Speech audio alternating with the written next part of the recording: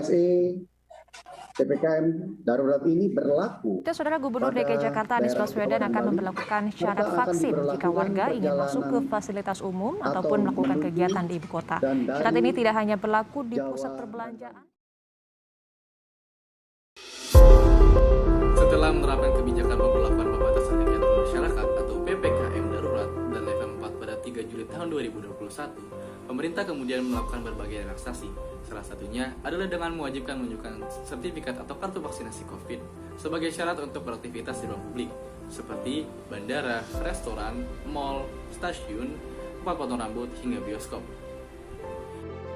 Kewajiban ini kemudian ditindaklanjuti oleh pemerintah daerah DKI Jakarta dalam bagian keempat SK Gubernur DKI nomor 987 tahun 2021 yang mewajibkan warganya untuk menunjukkan sertifikat atau kartu vaksinasi COVID-19 sebagai syarat untuk beraktivitas pada sektor yang telah diizinkan.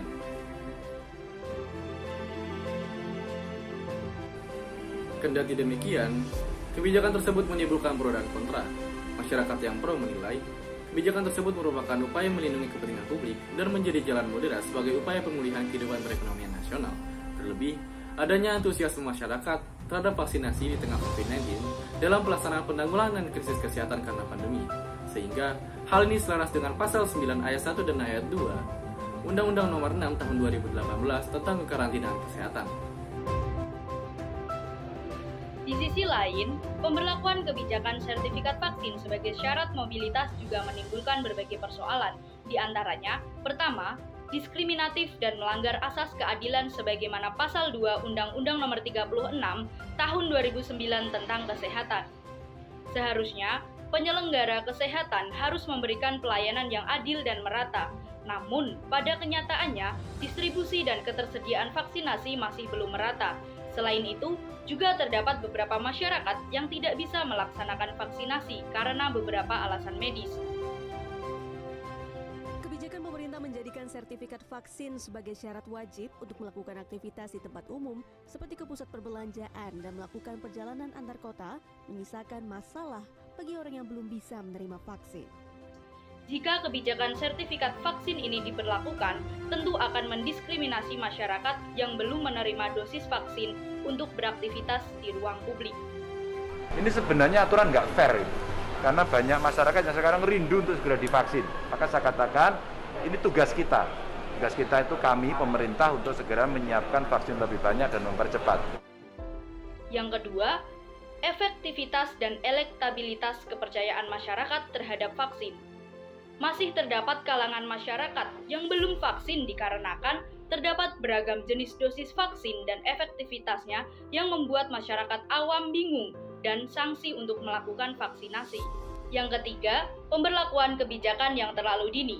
Apabila kita lihat persentase penerima vaksin menurut data Kementerian Kesehatan per 28 September 2021, penerima vaksin dosis pertama mencapai 88 juta sekian orang atau sebesar 42,51%, sementara penerima dosis kedua mencapai 49 juta sekian orang atau sebesar 23,84% dari target vaksinasi 208 juta sekian orang.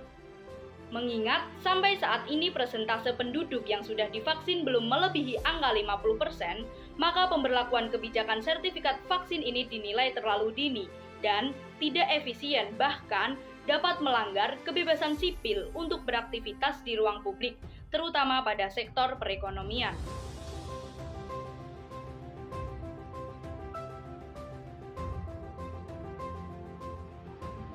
Yang keempat, pemberlakuan sertifikat vaksin tidak berpengaruh signifikan terhadap jalannya roda perekonomian.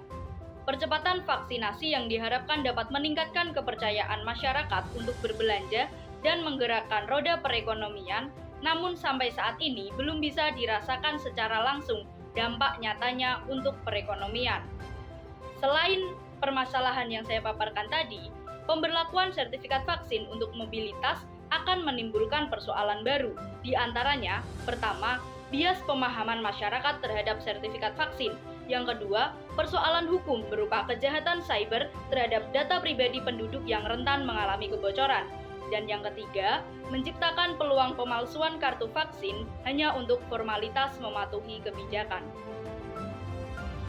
Oleh karenanya, haruslah ada langkah solutif sebelum menjadikan sertifikat atau kartu vaksin COVID sebagai syarat mobilitas, khususnya sebagai upaya membangkitkan perekonomian nasional dengan mengupayakan 5M.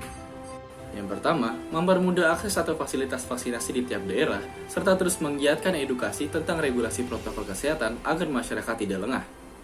Yang kedua, mengkampanyekan urgensi dan gerakan vaksinasi melalui berbagai media dengan motivasi membangkitkan perekonomian, seperti normalisasi kegiatan perkantoran, perbelanjaan, investasi dapat mendatangkan minat wisata turis asing ke Indonesia pada sektor pariwisata dengan terjaminnya protokol kesehatan, serta motivasi keagamaan seperti dibukanya akses ibadah umroh bagi umat muslim karena telah memenuhi persyaratan dan lain-lain. Yang ketiga, meningkatkan sistem keamanan pada perlindungan data pribadi dan adanya pemalsuan sertifikat vaksin sebagai upaya mencegah kejahatan finansial di tengah upaya membangkitkan roda perekonomian. Yang keempat, menerapkan regulasi yang bersifat opsional dan kondisional terhadap daerah yang belum memperoleh vaksinasi secara merata sehingga kegiatan perekonomian daerah setempat dapat berjalan secara optimal. Dan yang terakhir, memberikan dukungan pada sektor perekonomian yang ada di desa dalam bentuk modal usaha melalui pembangunan infrastruktur dan badan usaha milik desa yang menjadi pusat perputaran perekonomian bagi masyarakat desa di tengah pandemi.